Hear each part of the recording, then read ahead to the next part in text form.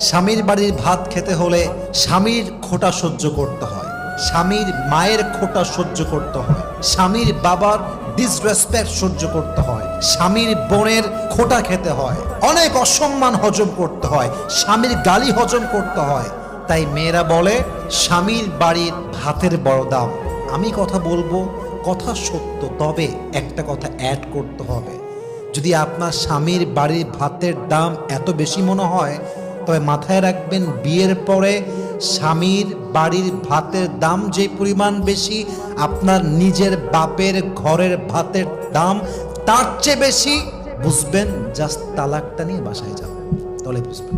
Just তালাকটা হোক, বাসায় যান, 3 মাস থাকেন, 4 মাস থাকেন, 5 মাস থাকেন, স্বামী নাই তালাক হয়ে গিয়েছে, তখন বুঝবেন স্বামীর বাড়ি ভাতের দাম বেশি নয়, এখন তো মনে হচ্ছে বাপের বাড়ি ভাতের দামই বেশি হয়ে গিয়েছে। ঠিক কিনা বলে?